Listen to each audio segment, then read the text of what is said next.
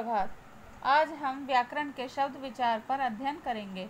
इससे पहले हमने वर्ण विचार पढ़ा था और आशा है आपको सबको समझ में भी आ गया होगा। वर्ण क्या था? भाषा की सबसे छोटी इकाई जिसके टुकड़े नहीं किए जा सकते, वह वर्ण कहलाता है। और शब्द क्या है? वर्णों के मेल से शब्द बनते हैं। वर्ण आपको पता है, अक्षर क ख ग ये सब हमारे वर्ण होते हैं। वर्णों के मेल से शब्द बनते हैं। ये मेल सार्थक होना चाहिए, जैसे कमल, नदी, पानी। इन सभी से किसी न किसी अर्थ की अभिव्यक्ति हो रही है। यदि वर्णों का क्रम उल्टा कर दिया जाए तो ये कौन से हो जाते हैं? निरर्थक शब्द। जैसे कमल का हम लमक कर दें, नदी का दीन कर दें, दनी कर दें और पानी का नीपा कर दें, तो ये सब अर्थ का अनर्थ हो जाएगा। इसलिए हम कहते हैं कि वर्णों के सार्थक मेल को शब्द कहते हैं। अब आता है शब्दों का वर्गीकरण। शब्दों का वर्गीकरण निम्न आधारों पर किया गया है। सबसे पहले हम करेंगे रचना के आधार पर शब्दों का वर्गीकरण। दूसरा होता है स्रोत तथा उत्पत्ति के आधार पर वर्गीकरण। तीसरा होता है हमारा अर्थ के आधार पर वर्गीकरण।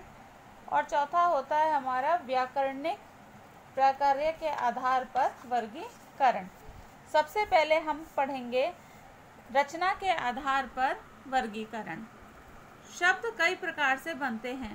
कुछ शब्द एक से अधिक शब्दों को जोड़कर बनाए जाते हैं। सभी शब्दों का अपना अर्थ होता है। एक शब्द दूसरे शब्द के साथ जुड़ता है तब वह भिन्न अर्थ देता है। रचना के आधार पर शब्दों के तीन भेद हैं। पहला होता है हमारा रूढ़ मूल शब्द, दूसरा होता है यौगिक शब्द और तीसरा होता है हमारा योग रूढ़ शब्द। तो सबसे पहले हम पढ़ेंगे रूढ़ मूल शब्द। इसकी परिभाषा पर ध्यान करेंगे। जो शब्द किसी विशेष अर्थ के लिए प्रसिद्ध होते हैं वे रूढ़ अथवा मूल शब्द कहलाते हैं।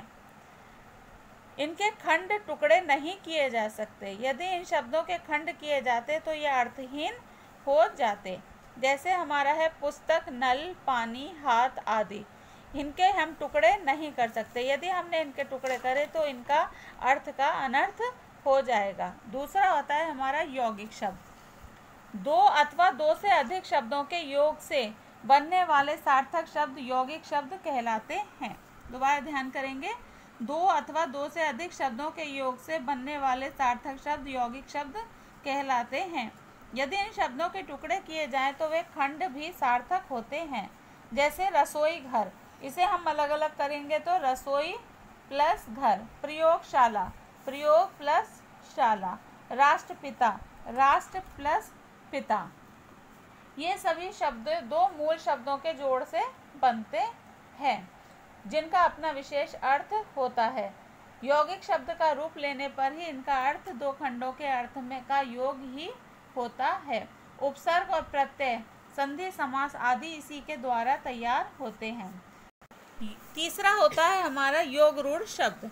जो शब्द यौगिक होते हुए भी विशेष अर्थ के लिए रूढ़ हो जाते हैं वे योग रूढ़ शब्द कहलाते हैं। इन शब्दों के एक से अधिक अर्थ होते हैं परंतु ये किसी एक विशेष अर्थ के लिए प्रसिद्ध होते हैं। जैसे कमल यानी पानी में जन्मा। ये हमारे होते हैं योग रूढ़ शब्द। इसके बाद हम पढ़ेंगे अगला उत्पत्ति के आधार पर वर्गीकरण। जैसा कि पहले भी बताया गया है कि हिंदी भाषा विशाल सागर के समान है और इसमें अनेक भाषाओं के शब्द रूपी नदियां आकर मिलती रहती हैं। हिंदी भाषा में भी जो शब्द की उत्पत्ति हुई है उन भाषाओं के अनेक माध्यम हैं, जैसे संस्कृत, अरबी, फारसी, अंग्रेजी आदि। इसमें सबसे पहले हम पढ़ेंगे तत्सम शब्द। तत् प्लस सम, तत् माने उसके और सम माने समान, यानी उसके समान। जो सब संस्कृत भाषा से ज्यों के त्यों हिंदी में आ गए हैं वे तत्सम शब्द कहलाते हैं। यानी संस्कृत भाषा वाले प्रयोग जो शब्द करते हैं हम हिंदी में उन्हें तत्सम शब्द कहते हैं। इनका प्रयोग हिंदी में भी उसी रूप में किया जाता है जिस रूप में संस्कृत में होता है, जैसे हृदय, ग्राम, दिवस, आश्रय, अश्रु आदि। इसके बाद हम पढ़ेंगे तद्भव शब्द। तद्भव शब्द क्या होता है? तत् माने उसमें और भव माने पैदा हुआ। यानी संस्कृत भाषा से उत्पन्न हुआ या पैदा हुआ।